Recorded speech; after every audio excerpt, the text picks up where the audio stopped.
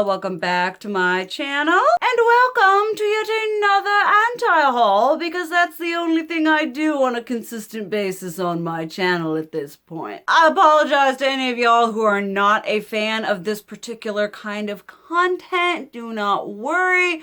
Amidst filming this, I've also been filming a lot of get ready with me's. I've got a lot of other videos set up, so even amidst all of the constant anti-hauling, there is still going to be other less anti-consumeristic, sassy rhetoric based. But for those of you who love this shiz, here we are again with another collection of particular products that I am going to not purchase for one reason or another. Whether it's something that I really would actually like to have, I think we've got one or two of those on here, or whether it's something that I think is absolutely absurdly moronic, idiotic, and stupid and shouldn't have been like done in the first place, we got those as well. So we've got a little bit of something for everyone. As I say with these types of videos, if I talk about something that is your end-all, be-all, absolute favorite, holy grail, that is fan-tucking-fastic. You keep doing you, boo-boo. These are merely my opinions. These are merely my thoughts. It's all subjective.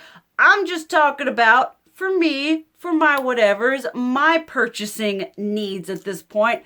That's what I'm talking about and addressing and what goes into my thoughts concerning these items. Doesn't mean they're bad, just means some of them are kind of dumb. But without further ado, let's just go on into talking about these products that I am not going to be buying for one reason or another. And we're gonna start out of the gate pretty freaking strong. I don't know what these are called. I honestly couldn't care. I wouldn't buy these if, it's a non-cruelty free brand. We're talking about Benefit.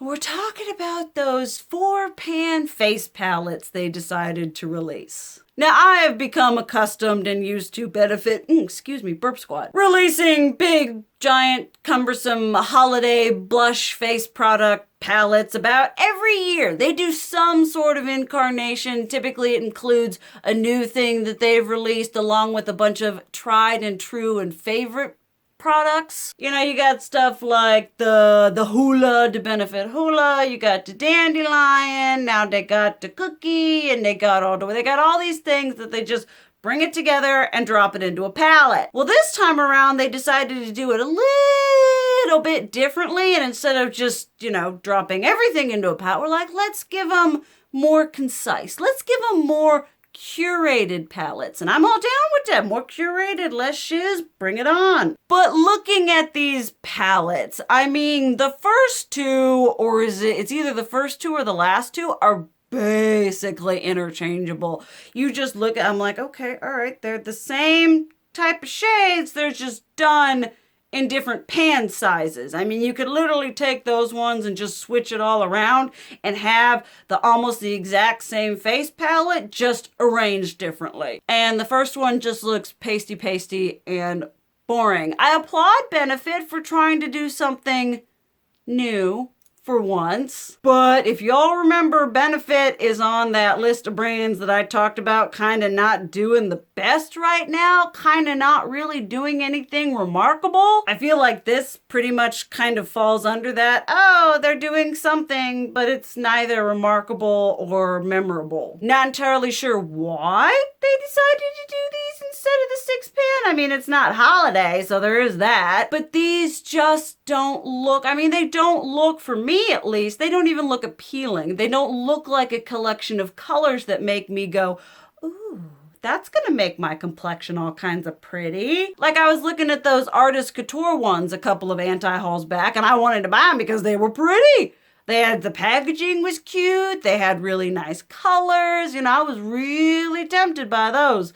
But I look at this, and this is coming from someone who loves face palettes filled with products that I'm not going to use. But this one just is they're so redundant. They're boring. They're not interesting. They're somewhat inclusive because they've got kind of like the light and medium brown, but when you have the medium and the dark that are basically the same thing, it's just kind of, the idea may have been great. I just don't think it was executed to the best of its ability. Like, they could have had something nice going on here, been like, all right, we're going to do these 4-pan palettes now instead of just having the big one. We've loved companies that actually take into consideration gradation of skin tone, because not every product and every face palette you release is going to work for everybody who buys them. There's always, depending on your complexion, those 1 or 2 things that just aren't going to work with you. So I like the idea of creating complexion curated face palettes. I just don't think these are curated very well as face palettes or for people of differing complexions. You know, it's just not something that I see being all kinds of fantastic. And I saw this and I was like, well, they're trying at least. You know, here's a participation trophy for trying to do something. Then we might as well put to the fire one of the brands that I actually really love, Fizzy Heart. A brand who I have talked about quite a lot. Love a lot of their eyeshadows. Fizzy Heart Grand Pro 3. We all know where that stands in my heart. And there are a lot of their palettes that if I had unlimited income, I would love to buy. The Dark Edit palette. Oh, that little teeny tiny thing with like the purple and the orange that I totally have those shades already, but I still really want them. I mean, there is that. But there is also, I don't even know what this shiz is called. I just put down Fizzy Heart Pop of Blue palette because that's what it is. Okay, I digress. It's a little more interesting than just a neutral palette with a pop of blue. I mean, it's got the yellow and it's got the orange and it's kind of tropical, kind of springy. I mean, summer, where we're doing summer right now. But all I can see for all that palette is just that pop of blue sitting there. And I'm like, Fizzy Heart, don't you do this to me. I have expectations of you.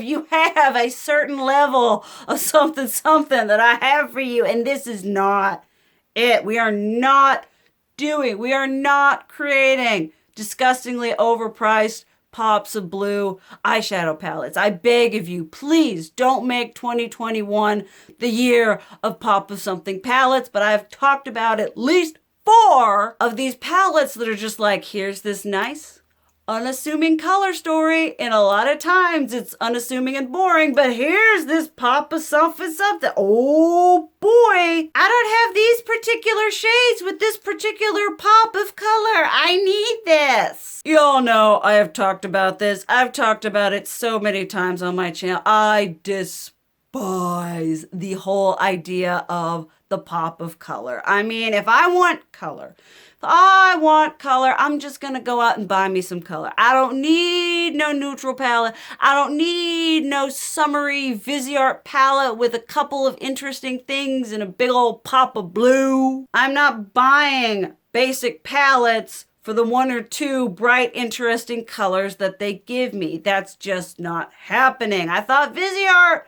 was a little bit better than this because a lot of their palettes are relatively well curated, in my opinion. Not all of them are, but a lot of them are. And this one just isn't. Like, it's pretty, it's fun, it's summery, but it catches my eye for like, you know, a couple seconds. And I'm like, ooh, look at that, pop of blue. They got the orange and the yellow and the whatever. And it looks so.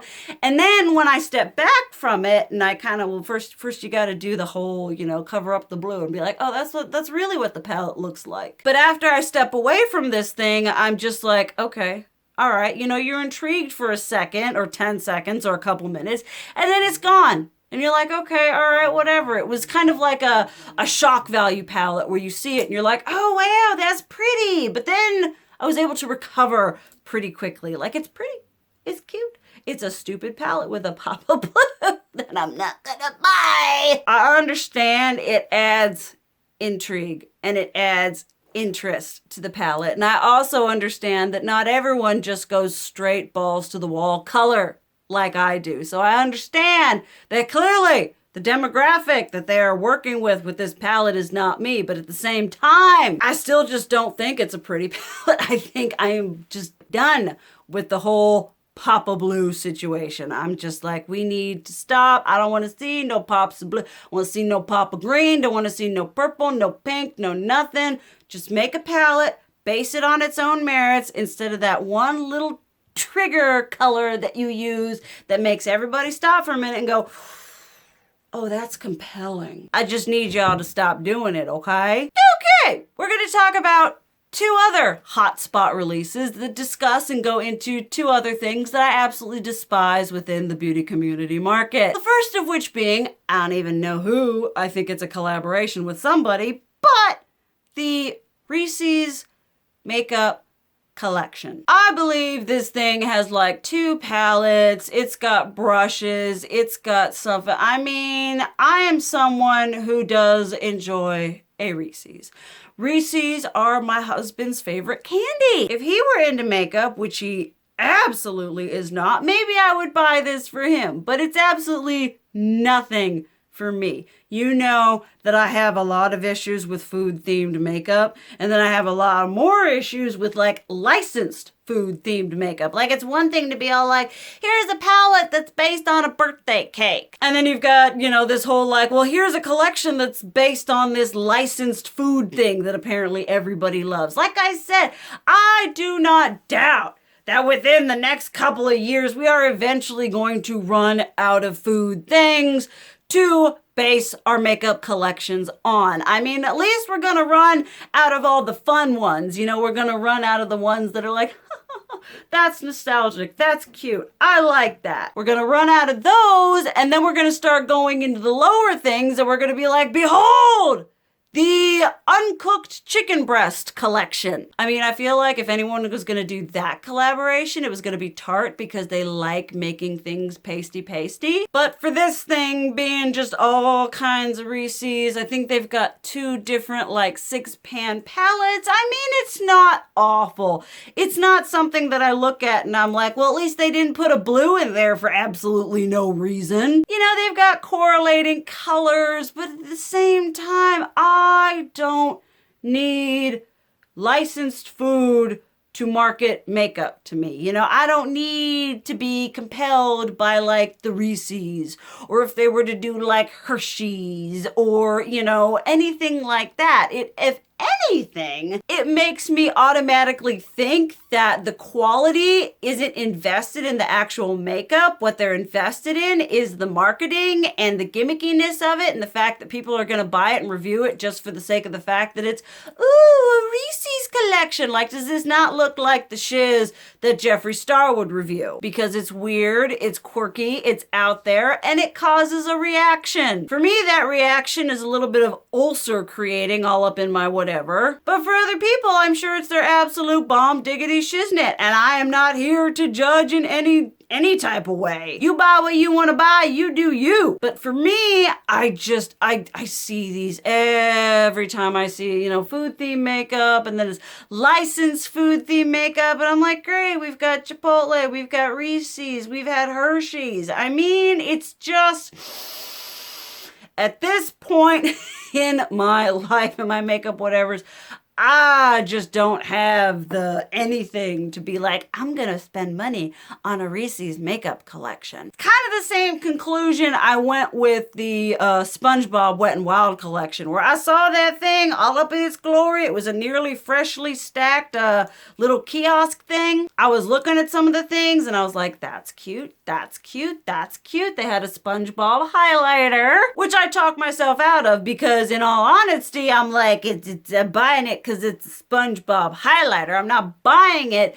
because it's gonna work for me or that I actually want it. You know, it's SpongeBob. I feel that in the same way with this, where it's like, it's Reese's. It's like, am I buying it because I'm actually compelled by the makeup itself, or would I be buying it because of that marketing, nostalgic whateverness that they're trying to create with the packaging and the theme of the collection? Because y'all know I can get behind aesthetic and themes. That is one of my big things in my life. But what I've learned with a lot of the aesthetic and a lot of the really heavy, like marketed makeup that's like just like this crazy, random, trendy thing, they're doing it because it's Reese's and they're doing it for that kind of thing rather than it being the quality of the makeup and how good it's actually going to perform. And I'm just not having any of it. The other thing I'm not having anything of, this is dipping my toes in once again into an avenue of makeup that I do not, either I don't regularly purchase,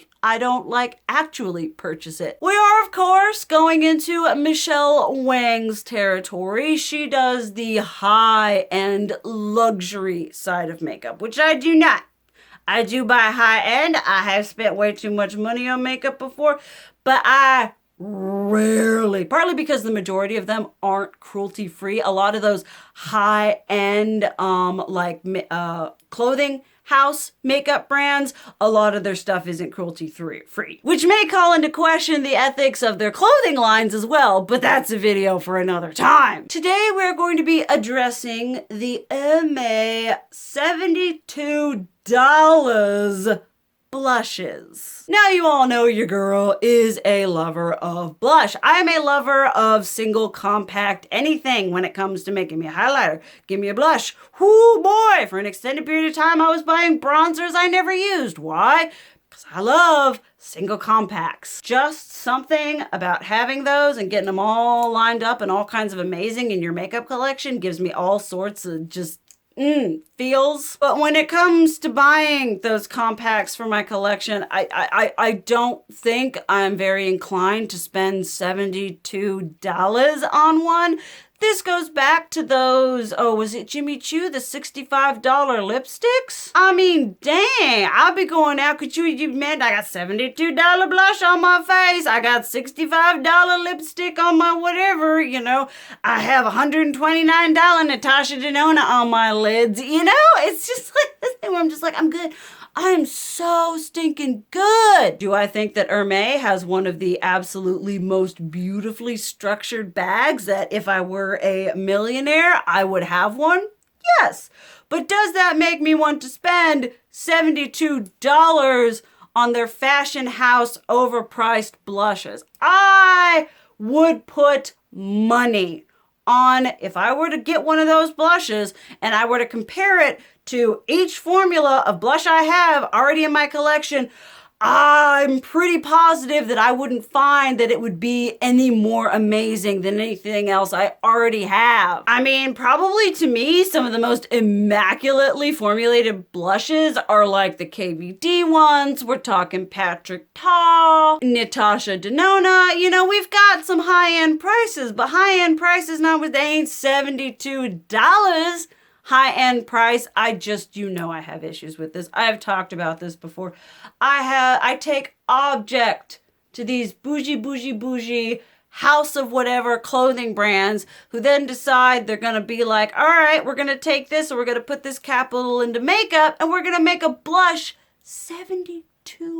Like I always say this with any of these overpriced, this thing better be the absolute best thing in my life. And honestly, Michelle Wang isn't this way at all, but I feel like there are some people, some of the demographic that this high luxury makeup is marketed toward are people who don't even care if it's that good or if there are things that are better at a lower price point. What they care about is the fact that they're using an Hermès blush, is the fact that they've got Dior foundation, Tom Ford, you know, it's the luxury of having, owning, and using those name brand products that is a lot of the selling point. Yes, they've had some products that have been really good.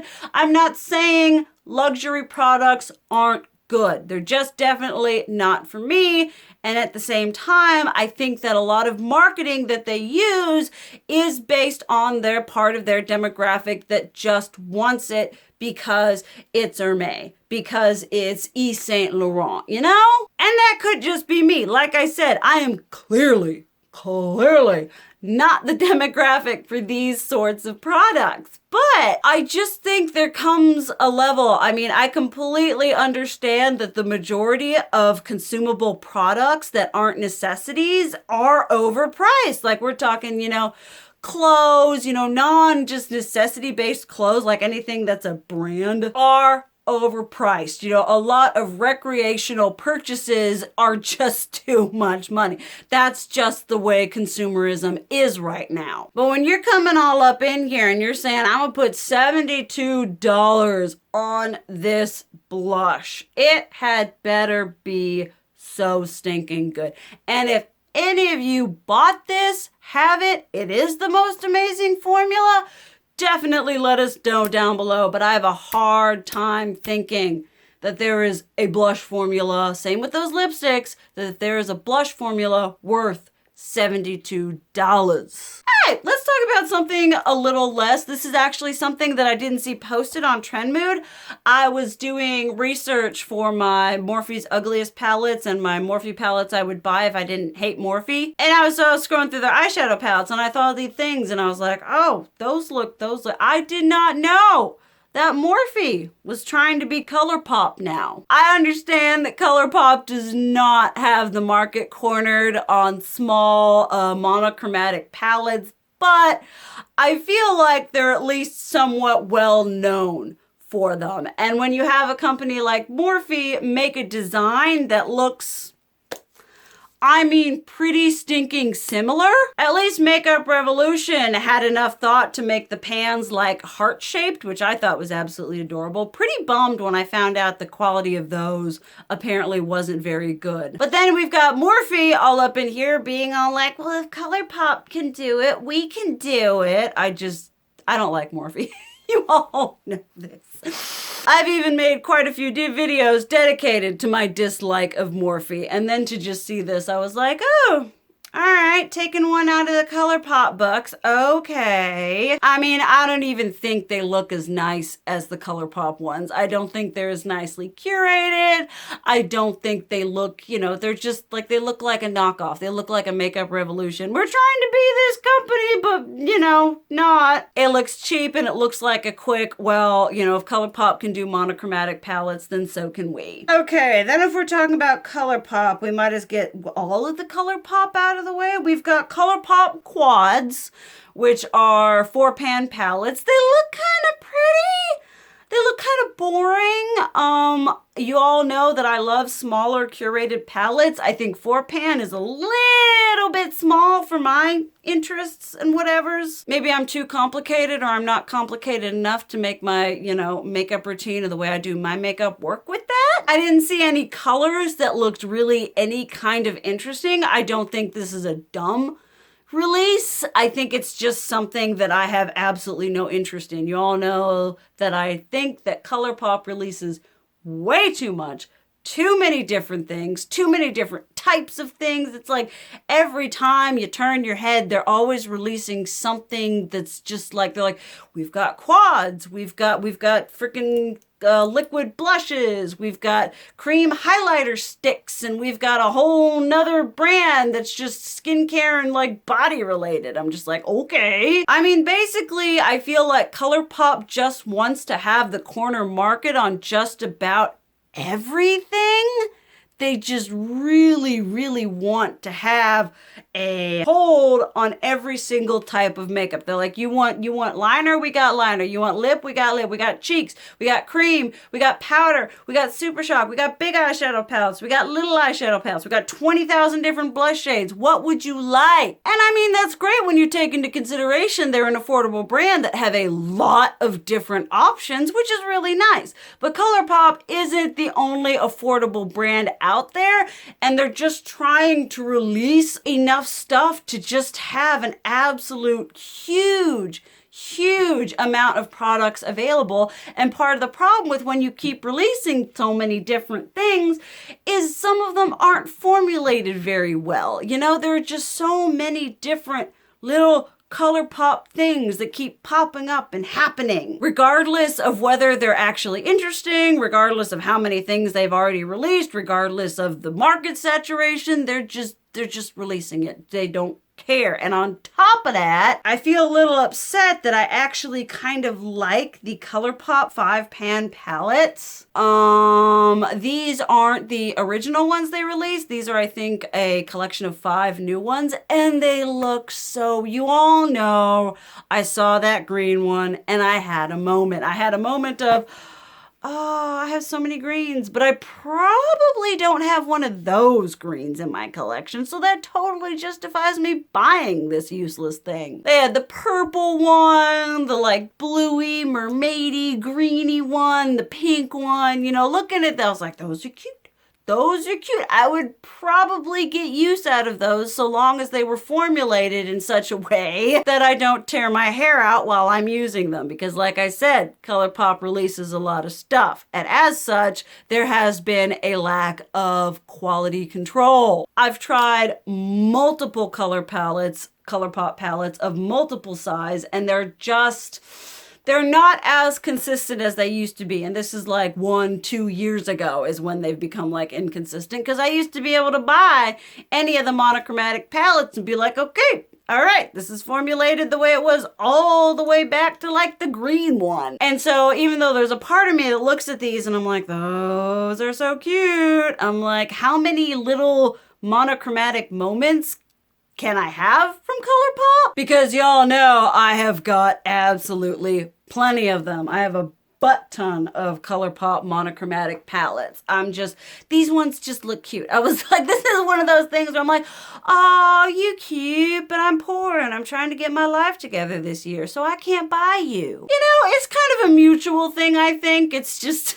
I just saw them and I was like, they're so cute and they're so pretty. And it's funny considering the fact that the first time they released these 5-pan ones, I was like, these are dumb. These are stupid. These look like the Natasha Denona mini ones, which quite frankly, I would rather pay Colourpop prices than Natasha Denona prices. And her little mini palettes are like, the eyeshadows are like that big. So I could totally at some point, maybe when I have any kind of money to whatever, I could see myself buying these and seeing if they're any good and having some fun with them, because I do like the option of having things that you can take with me that are really easy and straightforward. That's why I like a lot of my smaller, more one color based palettes, because I don't feel like I need to make a bunch of different decisions. I can look at it and be like, boom, boom, boom, boom, eyeshadow look. Maybe I'm not artistically inclined enough. I just like things a certain way. Okay, here's another thing that it's not awful. I think it's just dumb. This is a skincare item. Y'all know I love my skincare. It's actually a skincare item that I own and relatively like. This is Huda Beauty's Wishful Skincare brand, and this is the limited edition Yo Glow Enzyme Peel. And it's limited edition because it has a pineapple scent to it and they put it in cute different packaging. Is it limited edition for a specific holiday or for an event? I don't think so. I think it's just limited edition because they decided to put it in different packaging. I mean, I understand this sort of thing. I kind of do. I have the same kind of issue with it, like when Tatcha does the whatever and it's like, look at this beautiful, amazing, lovely, colored, curated cherry blossom, whatever looking water cream, dewy skin cream. I mean, I think maybe with the Tatcha one, a certain amount of proceeds go to something, but I find there's absolutely no reason to put skincare in limited edition packaging. I mean, okay, you made it a new scent. All right, and you put it in a different kind of bottle. Okay, it's the same thing. You know, it's the same product. They just made it look a little bit different and smell a little bit different, and everybody loses their mind. I'm like, it's just a thing of skincare. I already have it. Why do we need to be taking these things that already exist and trying to make them special all over again? It's like the stuff's already on the market. We've already got people buying it, but apparently that's enough because we've got to take a cult favorite, a classic, which I don't even think it's been around long enough to be considered that. And then they're like, well, we have to jazz it up and put it in fancy packaging so everyone will lose their minds on trend mood over a pre-existing product being peddled to us because it's got new, pretty, interesting packaging. It's like when MAC does all the different packaging for their freaking skin finish friggin' whatever, or Tatcha does the what. I mean, I just don't, it's skincare. Skincare should be simple. It should be uncomplicated. It should be straightforward. straightforward.